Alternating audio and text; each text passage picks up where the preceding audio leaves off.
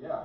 Well, why is this? And that's what all the researchers out there, this is what James looks into, is really talking more about all these different things, all this research, trying to figure out why this inside, right here, is fixing something on the inside of your head. I'm not trying to give you, I've just been... 20 more minutes, man? For me? Yeah, just... Okay, so I don't want to cut their time down. Okay, right. Okay. So again, one possible option, and probably the biggest option, or the biggest possibility. When we feel pain, well again, like I said, I feel it on my face, but it registers up top. Okay? So pain comes in from the face, and then it's got to get up to the brain. So we said, well, it follows that nerve. It goes back through that hole, back up into the brainstem. Right into the brainstem. The way that it works, though, there are some parts of that track, of that message that gets back to the brainstem that actually go down before they go right back up into your brain. Part of this, the majority of it is a straight shot up into your head. But the way the human body works up, it's a marvelous system, and there's a whole lot of different. You always have to take the freeway. You take the side roads to get the same information across. That's why whenever people have brain damage, you can relearn these skills. Your body's has an amazing ability to heal and try different ways. Some of the backup paths it has, when that trigeminal nerve has pain, it's going to go straight up to the brain. There are some areas, though, that take an alternate route. And they go down all the way in to the area, all the way down to about here in your neck. Now, is this objectively true, or is this just part of the proposal? No, this is anatomy. This is anatomy right here. I share in my physiopathology book. This is all where the nerves go in the body. That they wrap down, and the spinal trigeminal nucleus, all these different tracks, all the names here, fancy terms say it, nerve comes here, goes right back up. So when you fix someone's neck up top correctly, things in the whole entire neck fall into place.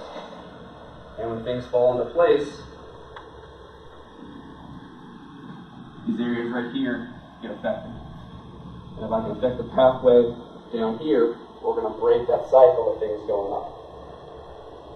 This is a fact. I'm proposing why this might be possible. That fixing this is going to help out someone's trigeminal neuralgia. I'm just trying to answer to it myself. Another option, blood pressure. We have 3 options this current time why fixing brainstem pressure fixes help with TN patients. Second option being blood pressure. We're saying I'm going to kind of rush through this, so I'm trying to get everybody else off here. But blood pressure, big boom, blood vessel, rubbing that nerve. And again, that's why we do the MDD to try and remove that offending part. Nuca and blood pressure. Study that just came out, published in WebMD. Yes, that is the very same WebMD medical doctors writing this. Research article came out, published in 2007, that Nuca care, when properly administered, drops blood pressure.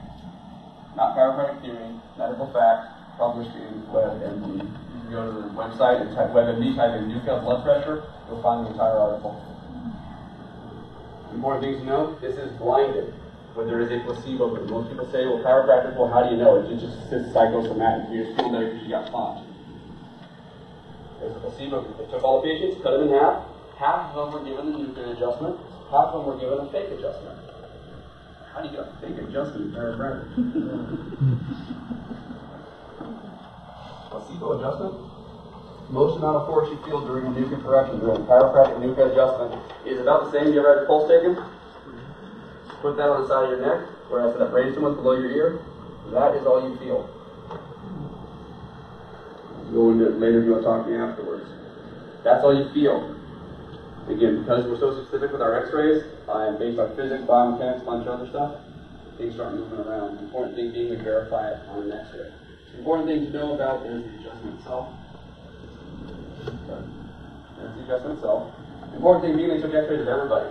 After the actual adjustment, and after the fake one. On the real one, things move back in place. On the fake one, nothing changed. Guess what happened?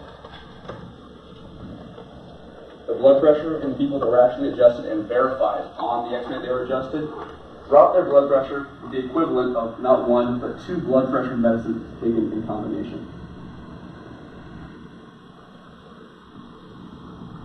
His words? Yeah, I thought it was too good to be true. I couldn't believe it. This was the research proposal guy that actually wrote the study. So we checked everything where it was. Why would that help out? The way it's set up, whenever that blood vessel gets really big, you shrink down the blood vessel, there's more space around it, there's more space, you're not going to get rubbed. Third and final one, we said that whenever that muscle's out of place, up the bone's out of place, the muscles in the whole body contract. And when everything starts contracting, and this just goes into more of the mechanism of how and why things contract. When things contract, we have spasticity in muscles everywhere in the body. So muscles might be tighter in your face as well. Also the reason why that trigeminal nerve might be affected. And then, we talk a lot more about this, but okay, we talked about the trigeminal neuralgia. What else is upper cervical paralysis good for? A lot of people need to get checked, but most of them, even if the adjustment itself is so gentle, there's no twisting, coughing, or cracking, even if you've had surgery, rods, screws, metal plates, and surgery into your body, don't ever disclude yourself from possible things that are being pain from there. And there's the websites. Nucleus Spinal Care, that's us. The three main types of upper cervical chiropractic that I know about that I would feel comfortable sending you to. I forgot to do some spine, I'll put that on there. But nuka.com. There's one more, and there's another one. All upper cervical chiropractic. No twisting, no popping, no cracking. Verified with X-ray. Sorry for the rush there at the end. I don't know how long else we can take it. I have a question. Really? I had bi-level spinal fusion, C4 through C6, and now C2, C3, C3, C4, C6 is narrowed. And I don't want to do anything that would narrow those spaces more. You open the spaces up and you get things in place up top. They're not narrowing down. So again, I'm sticking around. I'll wait till James is done. Then Hold back up here a minute. Hold back up here a second now. What do you think, folks?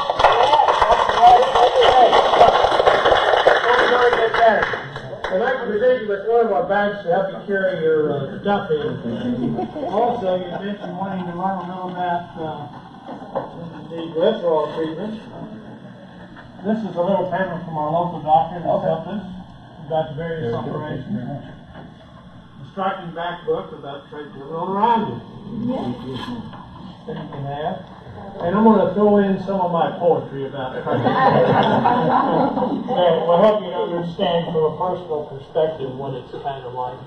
All right, and thank you very much. I'm sticking around when James is all done because we actually have appointment times available. I did bring up a booking schedule and some more people are interested in coming down to see what can be done. So we'll talk to you guys. I'm not supposed to be anywhere at any point in time, so let's wait till he's done and I'm not going anywhere. Okay. So I'm not leaving the questions are fully answered, okay? Terrific. Let me just do one thing and then James will. Well, We're in the process of changing our phone system, so we go to 3 or 4 days with the phone there.